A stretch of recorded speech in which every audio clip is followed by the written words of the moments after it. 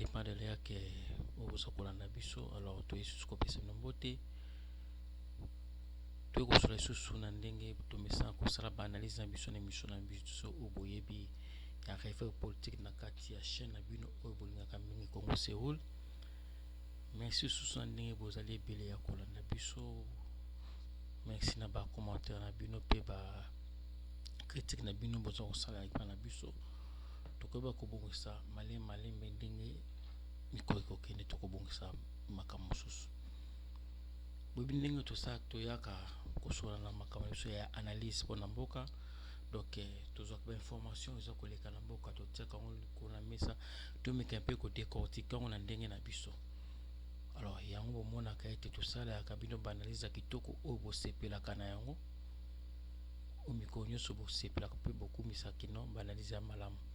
Alors yo tosenga na bino makambo toza koloba totiaka yango en pratique totalaka yango kapamba te parce que boyoki analyse muta eleki kitoko te totia yango en pratique toluka défenseur ke mboka na biso ezonga na kimia yango mo toza kosala baanalyse oyo mpona bino afin ke bocomprendre baréalité oyo eza koleka na mboka afin ke bocomprendre ete makambo nini oyo bato batiela biso na mboka baza kosala ya mabe to ya malamu. Kobana analyse na ngana kozanga te koloba makambo eza koleka na este ya mboka na biso ya Congo eza kosala pasi mingi komona mikolo nyonso bandeko na biso bazokufa kuna na este ezali pasi ezali vraiment pasi malgré état de siège oyo mokonzi ya mboka atiaki bazokontinue kokufa tozoyeba te pourquoi ezokontinue kaka koexiste il fallait kutu bakata yango la prorogation ya état de siège. Alors rien ne marche donc motezo simba bazo continue kufa dernièrement au monaki marche to kosalama na kuna na Beni na este na Beni na Goma pona kotelemela état de siège parce que ozomo ete bazo continue kufa. Alors ba soda baza wana o mokonzi alobaki ya mboka baka kosala ngo quartier général na ye na este kuna. Alors état de siège ezosimba te yango na ngai na bandeko na ngai chaîne na biso tokotombolaka toujours mongongo mpona koganga ete pe koloba ete rien ne marche dans notre pays, rien ne marche dans l'est de notre pays.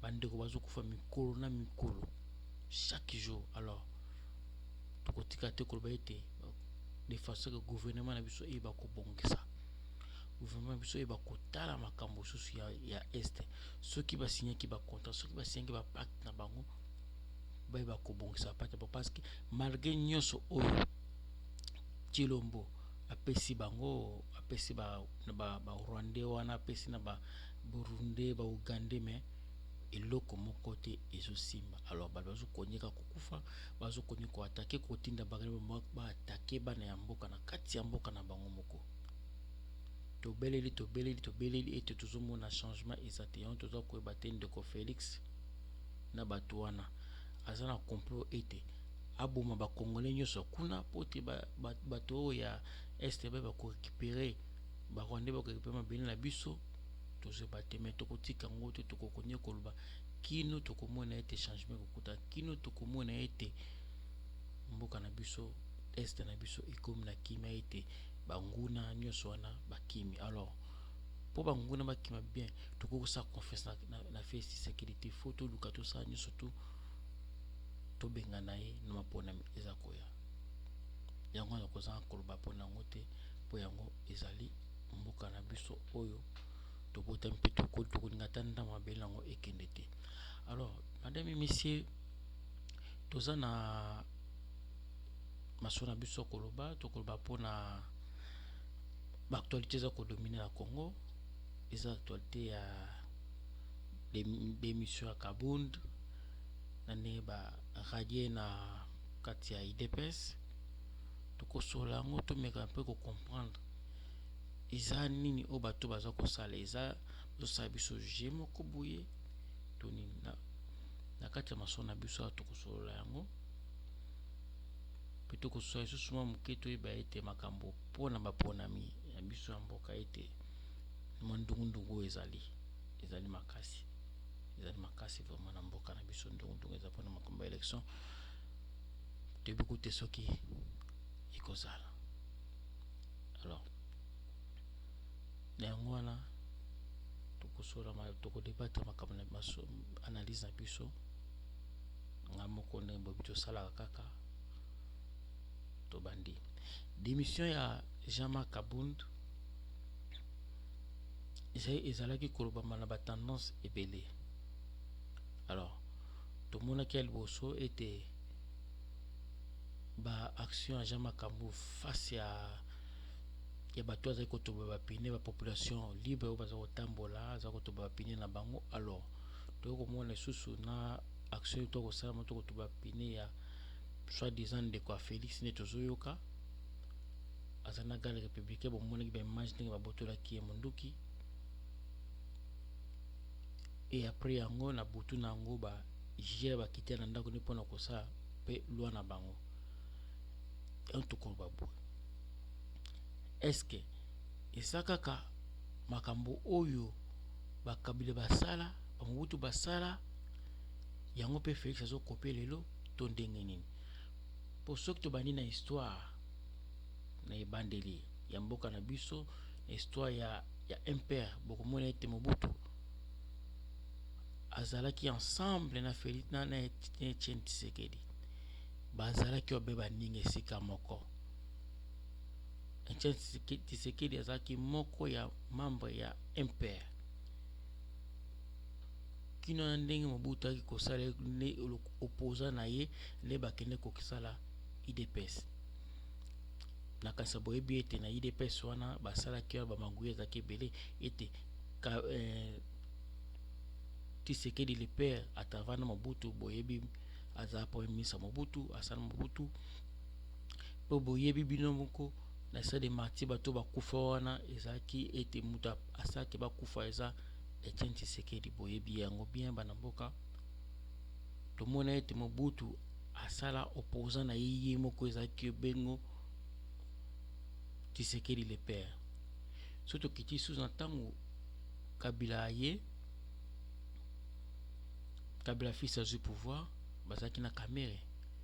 Tomonaki biso moko ndenge nini aki susu kobenga na Kamere sucha nongo bazaki na ngwa makambo ya este kuna bako benga Kamere ayo kosala yo kola opposant na ye.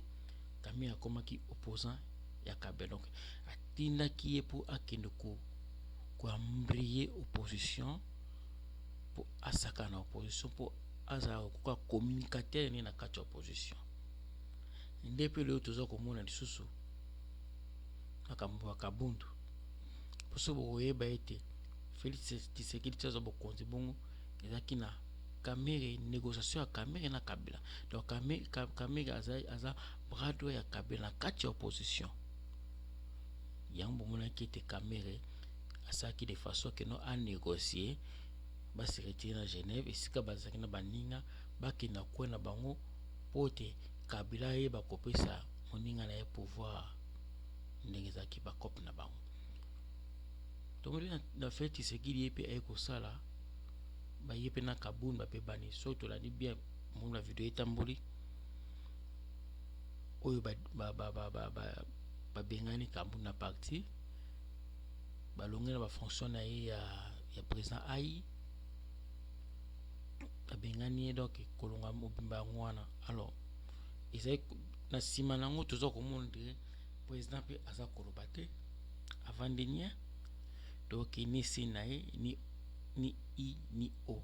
Alors yango to ba ete ezali kaka ndenge to mona kaka bazo créer ba opposant ba mbodo yepe suko abengani Kabund pas la opposition contre ye. Or que opposition contre ye za ba tête donc il pas créer de façon yé azalokola misuni na kati opposition ni Kabund ko zabo maga ko na décision finale ni okoya nango na kati opposition za kaka ndipo ayeba ko embrayer opposition po bango baza ko ba suske no Kabund négocier na Kabila toko ka bango baza ko ba me vérité ezali wapi parce que bango nyonso baza ba miyibi.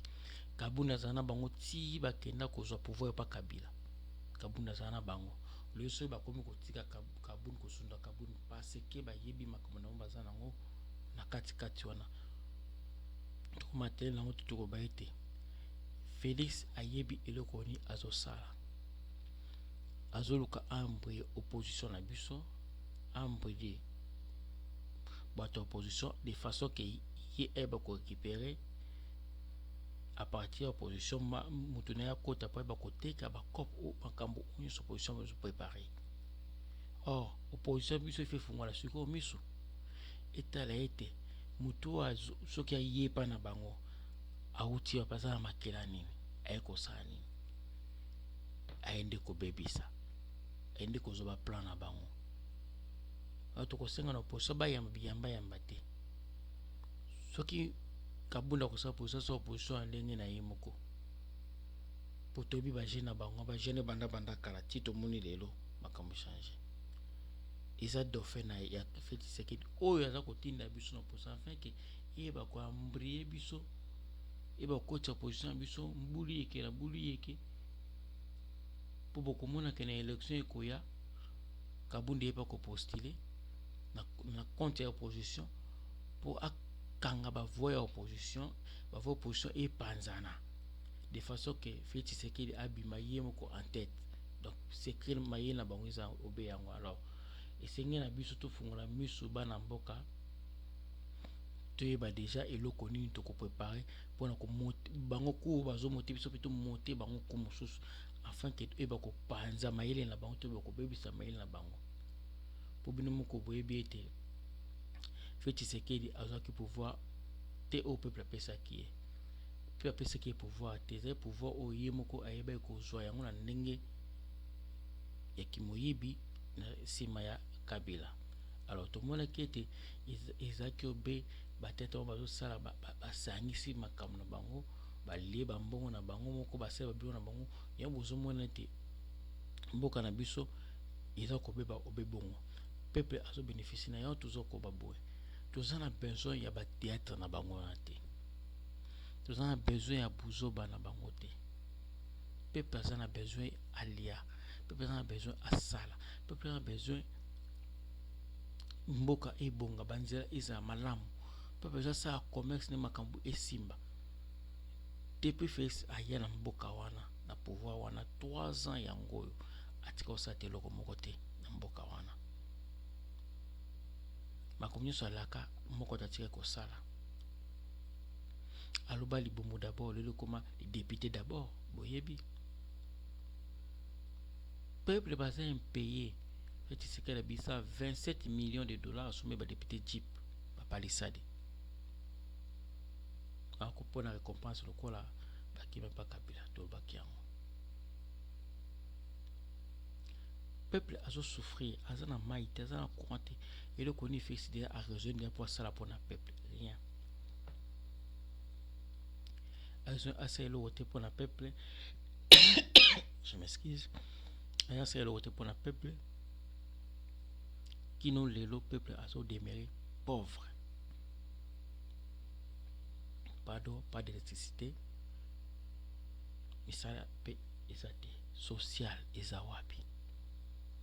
Binmoko moni makambo eleki na ba feti awa.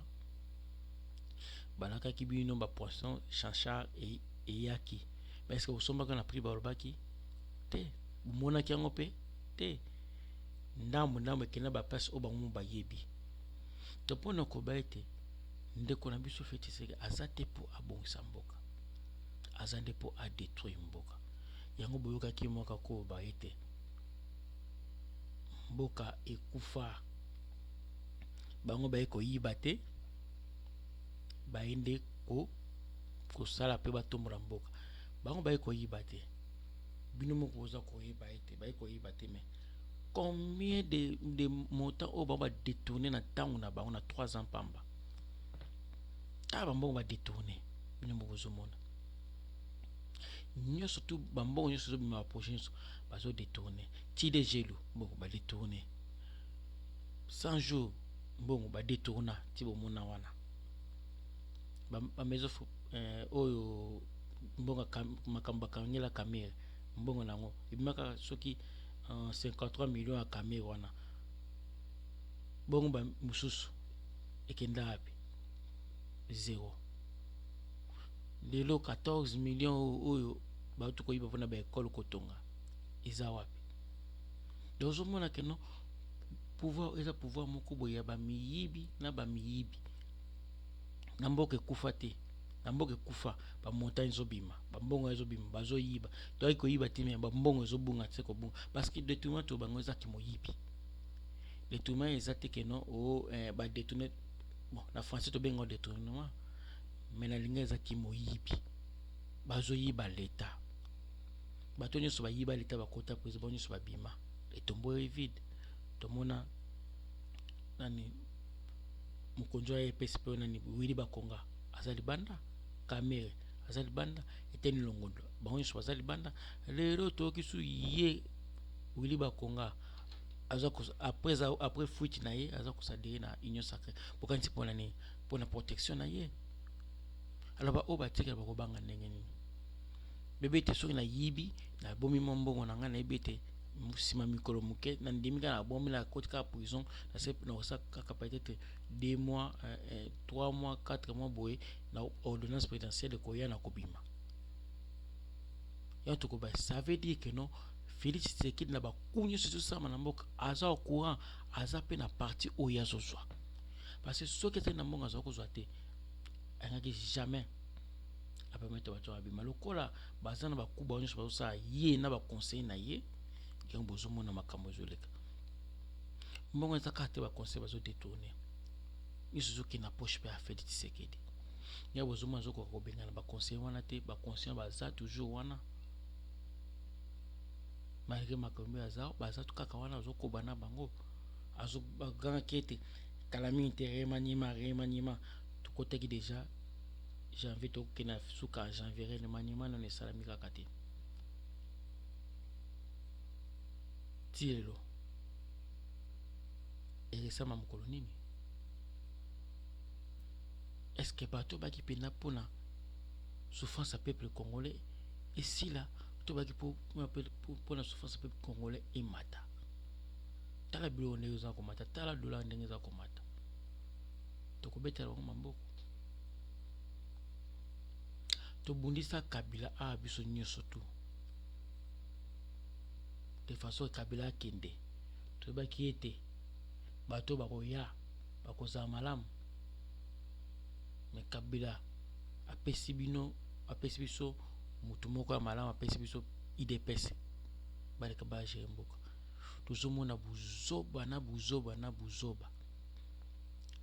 Or soki batikalaki voix ya peuple eloba ndenge balingaki eloba, ndenge elobaki eloba yango moko bavote moto peuple alingaki, peut-être toza makambo te.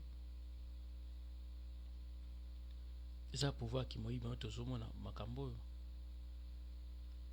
Félix Tshisekedi amemi biso na Congo bashekula nyonso bazalaki na poto, bamiyibi nyonso bazalaki na poto wana oyo batanga te wana biso bakendaki makambo na bango koyiba boka bango na koyiba yanga amemi bango kuna na Congo po profite mpe bazwa ata na bango basalela ata na bango bayiba mpo eza ata na bango tokoba bongo kino wapi. Tokonyaka kosala bato na confiance peuple oza souverain eloko nini ezangi biso totelema tosala marche makasi de façon ke bato wana bakende libanda tobenga na bango po intérêt na biso eza wana te. Famille moko te na Congo ayeba ko bénéficier na bien oyo Félix akosala kuna eloko te parce que bozomona bino moko bazo détourner mais soko landi ba projet bazata na projet moko te bakokisa projet surtout ezosala maana eza projet ya Félix Tshisekedi te bozoba bino moko projet ya Lemba Imbu ya usine wana ebanda depuis 2014 na ba coréen projet wana ebanda et que sila nde peut-être na temps o ye Félix aza na pouvoir de kosila de ba projet kosila ba projet misusu eza ebele mais ye na ye moko oyo soloba kena akokomisa Congo Allemagne d'Afrique ti lelo tozana budget 80 milliards eza budget ti lelo toza tokomi na 2022 bazokomisa budget ya 10 milliards bakomi nango na réserve soki ya 5 milliards na réserve baza nango. Tozomona keno pasi ezokoba kaka ma ezokoba parce que mbongo ezomonana te, bazoloba bakalcule bazobeta mbongo ezomonana te, eloko ezomona te yango tozokamwa ki 37 ans oyo bango basali na opposition elaki mpo balakisa biso batheatre oyo tozomona ki 37 ans bango basali vraiment na opposition ezali nango leo ya ntina te. Donc Félix aza motu oyo toloba keno asisa cour ya opposition bien te to ye na tata na bango baza kosala opposition moko boye ya bashekula kaka parce que vivre na papa Etienne Tshisekedi azaki shekula Mobutu azwa mbongo te pa Mobutu azwa pe mbongo te pa Kabila soko problème eza nini place wana bato baza na opposition pendant 37 ans pouvoir na maboka na bango ko gérer te bakona bata miyebi ko détourner pamba ko détourner pamba lo eza pasi mingi vraiment pour na mboka na biso na tozosenga na peuple fungola miso, peuple fungola miso, peuple telemela makambo mosusu eza kaka yo moko nde peuple ko kosisa ba makambo mosusu eza koleka wana parce que na bango moko bakotika te soki peuple ozwi ba responsabilité non na maboko te, peuple faut la responsabilité na tala bato nini yoko voter, tala bato nini oyo kopesa pouvoir parce que bozomona ba député lelo ba député nyonso moko te azana bino ba député nyonso bakoma bazozwa mbongo na bango bozomona bazwa na base na bino koluka bino te parce que terrain na bango bayelaki yango baza kozwa ba député nyonso bomoni ba changer ba compte za terrain na bango bato nyonso bazali bakasiko nyonso bazalaki na FCC bango bakendaki na baza na union sacrée yo kasi bazosani baepona intérêt na bango bomonaki basali nani basali mo eloko na bango moko boye basien Kabila wana monaki bamboso bahati Michel na tato azali koba mingi kombone kimi ngai kombone kimi kozonga nani tato azaki FCC azali kopesa information mingi la main mbene mende ye moko se proclamer porte-parole ya union sacrée bozomona degré bazosala kimoyibi ya kimoyibi na bango bayenda po bazwa siko fati en otage ya FCC on tobangi na bino ete na ba émission biso eleki so boyebe tobaki ete union sacrée eza ko deuxième grossesse ya FCC yango bozomona wana bozomona bino moko tozaki na FCC tozaki na bango na cash elongwe papa ekomi union sacrée bato nyonso bazali na kababa ekoto yango tozaki na bino ete union sacrée wana eza géré pa ya Kabila ayibi makambo wana ya bozomona Kabila vani nyazo koloba te Kabila na Félix baza ba pire soki boyebi te baza ba binemi te yango bomona ki ete basengaki Kabila akende kosamba ase représenter na ko na akende kosamba pa makambo ya shebia batangaki epa ya soda mosusu boki ndenge mababa ko bato na biso balobi na cause de tribunal ndenge balobi donc Kabila ko kosamba na mboka na te aza protéger ba militaire ne wana za nango ya sénateur à vie. Donc ça veut dire Félix jamais a ko livrer Kabila jamais parce que baza eloko moko ba loi ils ont protégé Kabila ya on peut que protéger Félix Tshisekedi même quoi parce que azo yiba tant que to landela ba loi ndé que protéger ba loi ndé ko bombaye moi samba ko za te parce que comme ancien président bazo ba makamba zo sala alors yo peuple nous souffrir yo peuple nous sila mayele yo peuple bana bazo tanga te monaki ka tout na monde zo sima te bana bazo tanga te bozolia te misaliza te maeza te kuenza te passion surtout bokotika nango yake ye pe akei pe bazo tonga ya ye na tiele kuna ndenge moninga tonga kekanga kati epazo tonga ye na tele akelovana na tele atiki bino kaka na pasi wana. Alors peuple eza mayele fongola miso. Alors totemela susu mingi mpona baélection ya 2023 tozokiska élection ezala te mpe boyokaki bino moko na bamaso tolobaki oyo euta ekoleka ete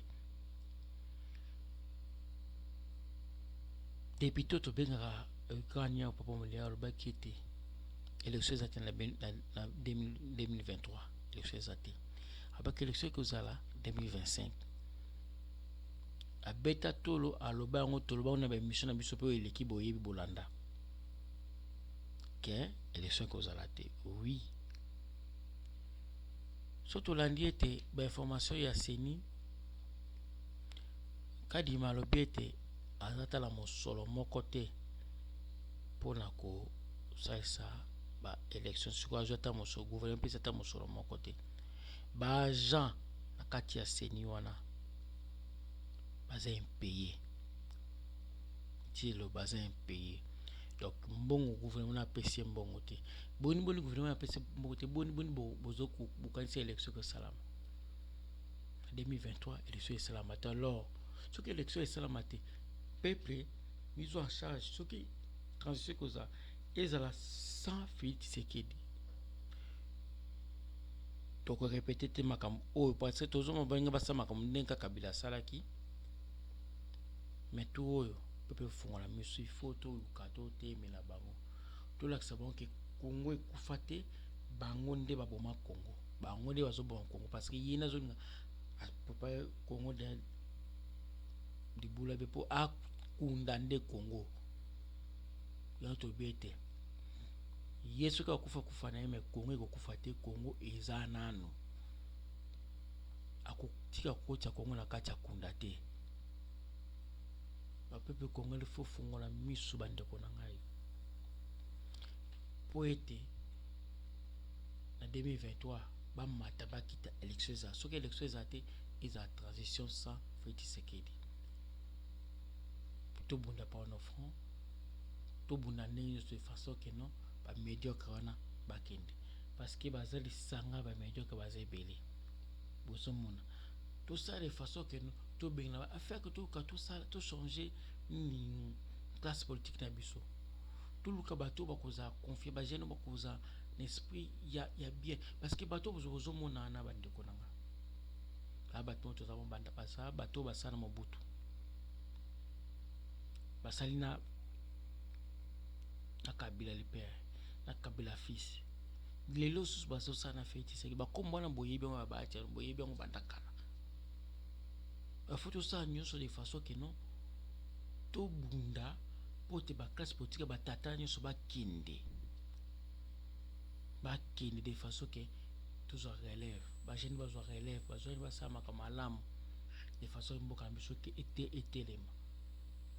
etelema makasi beya biso moko bandeko sans makasi na biso mboka ko etelema te parce que ndeko Félix c'est ça qui est compétent na ye na domaine nyonso c'est la question biloko nyonso la kaki peuple Congo ate ko réaliser moko te. Alors aza incompétent na degré ya zéro bino mozomona makambo za koleka na mboka bozo komona tolobaka makambo awa ya Union africaine kino atika koza bokonde Union africaine atike l'équipe a motusa sisa makambo mboka andimaki te boyi makambo kene ko bakuna na mbujimai na kasi kuna boyi makambo alobaki nini keno akoseli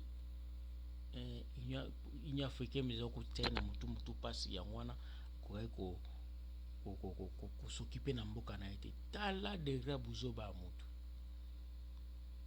tala degré buzoba mutu ma s'occuper na mboka na ete parce que azali ko s'occuper na Union africaine azali mokonzi asali nini boso moni ba coup d'état ndenge landani kuna ngo moni yango ba coup d'état bazozo ba coup d'état isami na Afrique de l'Ouest nyonso ye zaki wapi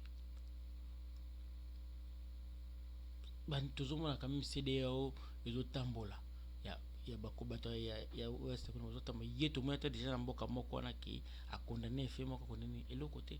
Ça veut dire azakini kaka irido ya pamba sentiment kaka ma eloko ya te yango bomona na G20 na COP 26 bomona babenga ye te babenga nde nani mokonzi ya Afrique du Sud ye nde moto akendaki ekanisi ke ye alongwa babengaki te mpo nani parce que bazoconsidere ata moke te eye aza koyeba yango te. Yango wana tobi boyi tozokende 2023 toyeba bato nini tokotia na pouvoir na biso, toyeba ete lokola basoupçon ezobima déjà ke en 2023 élection ezala te, peuple telema zwa fungola zwa makambo na maboko, toyeba kobengana bamiyibi ya mboka afin ke baba kokende. Yango bozomona ete souci na biso so tozopartage na bino makambo eza ete po te tofungola mimoa na biso tonyokami bacolonisateur. Lelo susu mboka na biso mokaka bandeko na biso kaka mwana mboka na biso akomi konyokola biso kaka na mboka na biso moko eza pasi. Eza pasi. Bato basa ba impayé, ba fonctionnaire impayé, ba docteur, ba enseignant. Mboka etambolaka bongo te. Mboka etambolaka bongo te. Ba détournement par-ci par-là. Toujours comprendre les sous-télo ni toko ba pona mboka na biso. Alors, eloko eza singa pona mboka na biso ete toza makana mboko. Toyeba kotelemia, toyeba koloba, toyeba komata de façon que liberté kota na mboka na biso. De façon que bato babo mboka bakima afin que mboka na biso toyeba ko tombolango na bato musu bakoya sika. Et madame et monsieur namoni tokomi na suka ya analyse na biso. To senga na bino bofungola miso. Bo comprendre ba réalité, bo ba réalité na biso a vie bo mona na maboko afin to comprendre ete oui tout ça corrompre esika moko. Tout ça corrompre kaka. Po to rompre esika moko te, il faut to benga na misusu. To benga na mutu aye ko boma mboka na biso ko dindisa mboka na biso. Po ça komona na za à l'aise za kimia. Boy to bité ba accord oya signé ba Rwandais, ba Ougandais, to bité. To bité. Mais suite tango to ko ba après ba miko ekoya. La to bité Félix Tshisekedi za muto kangama ko sa prison na Congo wana. Muto ko esi fu ba kanga ba koti na prison parce que asa toki. Asa mo bomi mboka asa compétent saka na tendinga za wana. Ma ele mukie. 37 ans ça na sous les bois. École buissonnière. A eu makambo sa te yango wana. Mais sika parce que si so ki buzoba na bango. Ki buzoba IDPS lo pepe kongo funga misu yeba ete ata mukolo moko te toko voter susu muta IDPS to muluba na pouvoir po ba ma yede te bo moni ba théâtre zo salamana jamais au grand jamais. Alors peuple ils ont responsabilité na yo elimina makamu oizo koleka na mboka so ici fia ko marché to marché en 2023 to exiger élection eza so que zate transition sans fait Tshisekedi et ça rende bongo. Merci na ba o ba vaza ke bele pona kolanda biso to pesi mbote na bino ba kongole nyonso to pesi susu na bandeko na biso boza bipa ebele na ba na diaspora to na mboka misusu to mona sumba la sima pona ko continuer maso na biso musoze ebele ya kosolola to continuer ngona mikoko ya. Merci susu utika malamu bandeko na ngai tozaka droit to kanga mutema toza droit makambo toza kosala de façon que to réussir mboka ya biso ke bonga toza na foi ne ko bonga mais toluka biso moto vote mutamala mpe bonga. Merci na bino mingi. Merci na ndenge bozalaki ebele ya kolanda biso. Alors tokonasuka na biso. Merci. Bye. Tomonani mbala nsima. Merci.